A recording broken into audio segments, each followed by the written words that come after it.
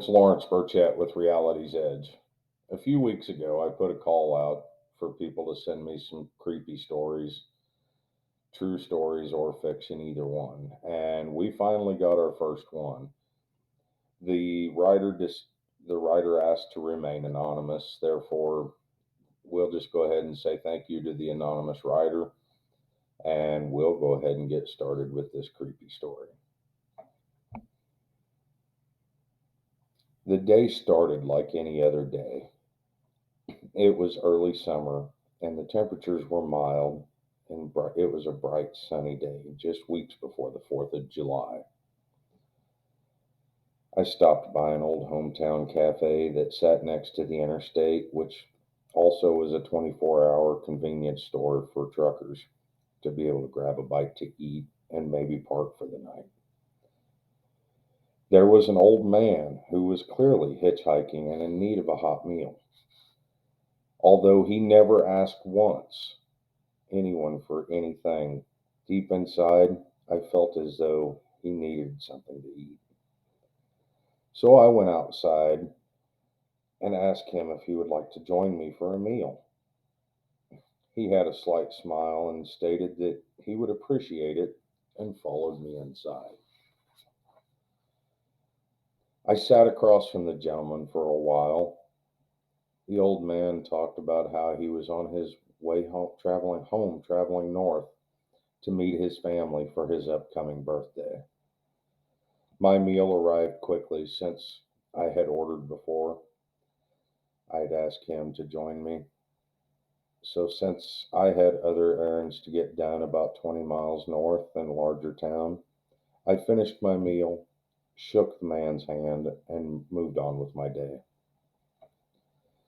I paid for our meals and the tip and asked the server to make sure that she took care of our friend. She smiled and said that dessert was on her, and I left. As I got my errands done, I stopped by the gas station to fill up with gas. I glanced up, and there stood the old man. I smiled and gave him a friendly wave, finished pumping my gas, and went inside to pay and grab a beverage.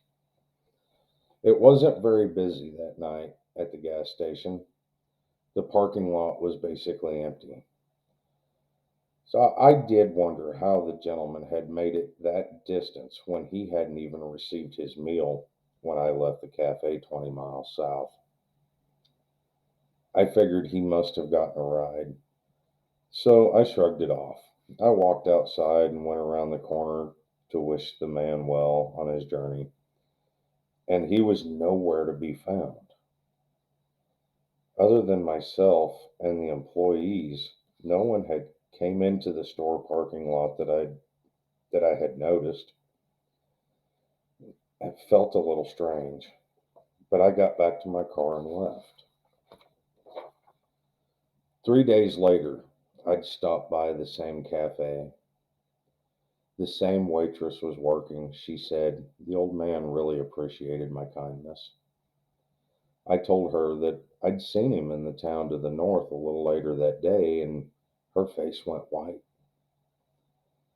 I asked her if she was okay, and she said, "Oh, so I guess you didn't hear."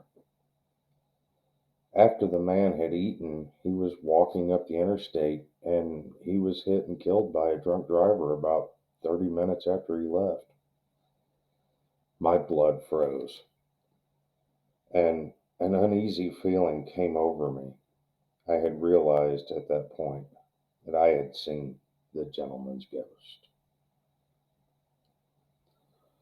That was a good one. It was a good story.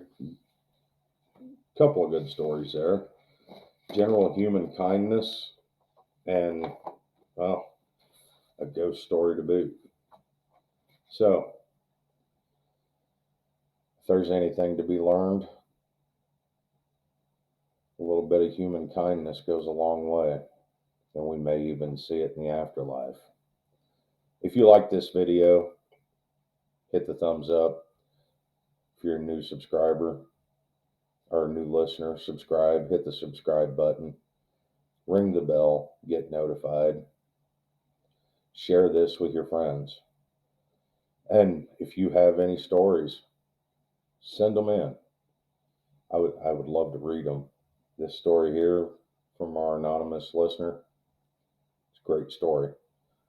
I hope to get many, many more just like it. So, all right, guys, I'll let you go for now. Remember, as always, love yourselves, love each other. Peace out.